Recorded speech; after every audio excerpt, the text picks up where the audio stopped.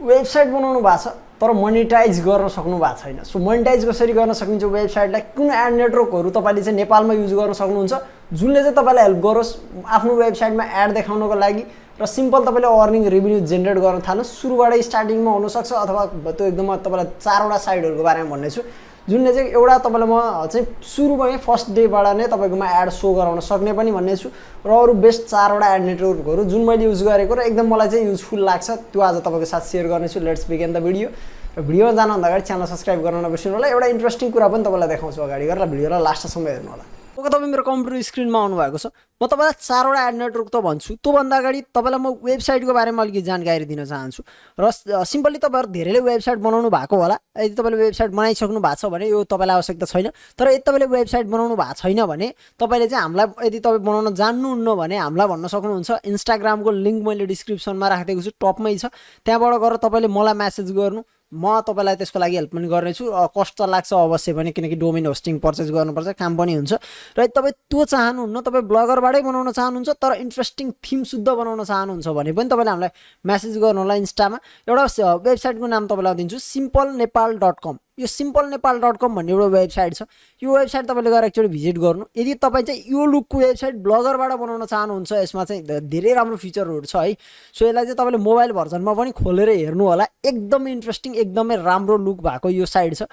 यदि यो तपाईँ बनाउन चाहनुहुन्छ भने चाहिँ यस्तो टाइपको बनाउन चाहनुहुन्छ भने तपाईँले यो थिम मबाट पर्चेज गर्न सक्नुहुन्छ। प्रिमियम थिम हो, एकदमै 100% प्रिमियम र यो कुनै पनि नल थिमहरू होइन, एकदमै 100% काम गर्छ। अपडेटहरू पनि तपाईँले पाइरहनुहुन्छ। यो चाहिँ तपाईँले मलाई इन्स्टामा गएर मेसेज गर्नु होला र यो पनि तपाईँलाई म एउटा अलिकति सहुलियत रेटमा नै प्रोभाइड गर्नेछु र त्यसको लागि चाहिँ इन्स्टामा लिङ्क डिस्क्रिप्सनमा छ, गरेर गर्न सक्नुहुन्छ। सो पहिलो मोनिटाइजेसनको लागि पहिलो थिङ बेस्ट भनेको गुगल एडसेन्स छ। म गुगल एडसेन्स तपाईँहरूलाई यो थाहा छ सबैलाई, धेरै जसोलाई, तर म तपाईँहरूलाई 90% चाहिँ गुगल एडसेन्स युज गर्न भन्छु। तर तपाईँ सुरुमै गुगल एडसेन्स तपाईँले एडभर्टिजमेन्ट पाउनुहुन्न, गुगलको एप्रुभल नै पाउनुहुन्न। हो त्यसको लागि चाहिँ मैले कसरी पाउन सकिन्छ, यदि तपाईँ भिडियो चाहनुहुन्छ गुगल एडसेन्सको एप्रुभल कसरी लिने र एकदमै 100% सक्सेस हुने गरी एप्रुभल कसरी लिने, एप्लाई कसरी गर्ने, त्यो बारेमा भिडियो चाहनुहुन्छ भने कमेन्ट गर्न सक्नुहुन्छ। र अब यसको कुरा गरौँ। गुगल एडसेन्स चाहिँ गुगलको एउटा प्रोडक्ट हो अथवा यसको एडभर्टिजमेन्ट नेटवर्क हो। यसबाट चाहिँ तपाईँले एकदमै राम्रो इन्ट्रेस्टिङ एडहरू तपाईँले आफ्नो वेबसाइटमा सो गर्न सक्नुहुन्छ। एकदमै राम्रो क्वालिटी एडहरू र रेभिन्यू पनि तपाईँको टपिक अनुसारको क्वालिटी रेभिन्यू तपाईँले यहाँबाट जेनेरेट गर्न सक्नुहुन्छ। एकदमै राम्रो साइट छ। यो चाहिँ हाम्रो पहिलो साइट थियो। र दोस्रो साइट भनेको चाहिँ infolink.com। यो infolinks.com एउटा वेबसाइट छ। यसमा चाहिँ तपाईँले सुरुमै एडभर्टिजमेन्ट पाउनुहुन्छ। यसमा एप्रुभलको लागि खासै त्यसो बढी मात्राको झन्झट छैन, तर यसको रेभिन्यू चाहिँ अलिकति कम छ है। गुगल एडसेन्सको तुलनामा थोरै रेभिन्यू कम छ, तर यो पनि राम्रो एड नेटवर्क हो। योबाट पनि तपाईँले नेपालकोमा तपाईँले बसेर काम गर्न सक्नुहुन्छ। गुगल एडसेन्सले चाहिँ तपाईँलाई नेपालमा सपोर्ट गर्दैन। नेपाली ल्याङ्ग्वेजको लागि चाहिँ तपाईँले हिन्दी इङ्ग्लिसको लागि तपाईँले युज गर्न सक्नुहुन्छ भने इन्फोलिङ्क चाहिँ तपाईँले हर कुनै साइटको लागि युज गर्न सक्नुहुन्छ।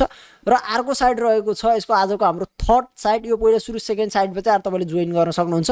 र जोइन गर्ने बेला ध्यान दिनु होला, यहाँनिर एज अ पब्लिसर जोइन गर्नु होला। एज अ एडभर्टाइजर जोइन गर्नु भयो भने चाहिँ तपाईँको एडभर्टिजमेन्ट देखाउनेको लागि जोइन हुन्छ। सो एज अ पब्लिसर चाहिँ तपाईँले आएर जोइन गर्न सक्नुहुन्छ यसमा। र तेस्रो र मेरो चाहिँ गुगल एडसेन्स पछिकै सेकेन्ड बेस्ट भन्छु म यसलाई चाहिँ media.net। एकदमै राम्रो साइट छ, तर यसमा एप्रुभल लिन अलिकति गाह्रो छ।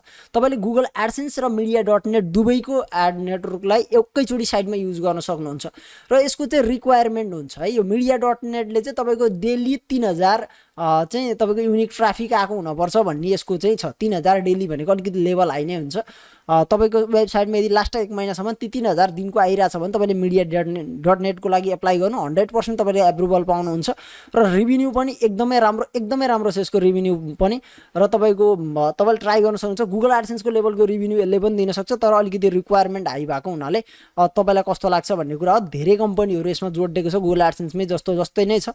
तर यो चाहिँ एउटा यो चाहिँ याहूको हो है। media.net भन्ने चाहिँ याहूको हो, जो गुगल एडसेन्स भन्ने गुगलको हो, र याहूको चाहिँ यो media.net भन्ने रहेको छ है। र आजको हाम्रो चौथो साइटतिर जाउँ। त्योभन्दा अगाडि च्यानल सब्सक्राइब गर्न बाँकी छ भने अवश्य पनि गर्नु होला। र आजको हाम्रो चौथो साइट रहेको छ adslur.com।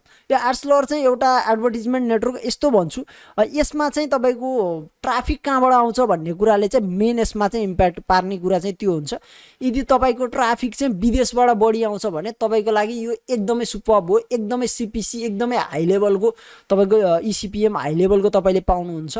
तर यदि नेपालबाट मात्रै आउँछ भने चाहिँ अलिकति कम अर्निङ हुन्छ यसमा, र यसमा चाहिँ सुरुमा चाहिँ तपाईँलाई एकदमै हाई दिन्छ, तर पछि तपाईँको ट्राफिकको क्वालिटी हेरेर चाहिँ यसले चाहिँ रेभेन्यू दिने गर्छ। र तपाईँको समय मिनिमम आई थिङ्क $10 नै तपाईँले विथड्र लिन पनि मिल्छ। media.net-मा चाहिँ तपाईँको $100 को हुनुपर्छ, इन्फो लिङ्कमा $10 छ, गुगल एडसेन्समा $100 मिनिमम पुग्नुपर्छ।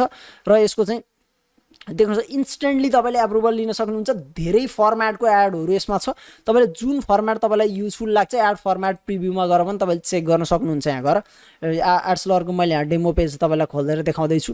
सो यसमा चाहिँ देख्न सक्नुहुन्छ तपाईँले चाहिँ यहाँनिर धेरै टाइपको ओके यहाँनिर तपाईँले हेर्न सक्नुहुन्छ। यहाँनिर एउटा यो पप अन्डर एड छ, अर्को सोसल बार भन्ने हुन्छ, यसरी यो साइडमा आउने एड हुन्छ। त्यसपछि गएर नेटिभ एडहरू तपाईँको कन्टेन्टसित म्याच गर्ने टाइपको, त्यसपछि गएर भिडियो एडहरू पनि आउँछ त्यसमा, र यसको ब्यानर एड पनि छ। यो पनि तपाईँले लिन सक्नुहुन्छ जुन तपाईँलाई इच्छा लाग्छ। र यो पनि राम्रो छ, तपाईँले गएर जोइन गर्न सक्नुहुन्छ। होप तपाईँलाई यो भिडियो राम्रो लाग्यो। म ब्लगिङ रिलेटेड लगातार भिडियो ल्याउनेवाला छु। सो तपाईँलाई कुन रिलेटेड भिडियो चाहिन्छ जानकारी गराउनु होला। यो तपाईँलाई गुगल एडसेन्समा कसरी एप्रुभल लिने चाहिन्छ अथवा एड्सलरबाट तपाईँकोमा एड कसरी सो गराउने फुल डिटेल भिडियो चाहिन्छ, त्यो रिलेटेड तपाईँले कमेन्ट गर्न सक्नुहुन्छ। जुनसुकै रिलेटेड तपाईँलाई ब्लगिङसँग रिलेटेड जे पनि भिडियो हेर्न मन छ कमेन्ट गर्नु, म तपाईँलाई भिडियो बनाएर जानकारी दिनेछु। र यदि तपाईँलाई वेबसाइट बनाउन मैले फेरि पनि भने वेबसाइट बनाउन आउँदैन अथवा तपाईँ यो स्क्रिप्ट बाई गर्न चाहनुहुन्छ भने इन्स्टामा गएर मेसेज गर्न सक्नुहुन्छ। Thanks for watching this video. हजुरको दिन शुभ होस्। जय नेपाल।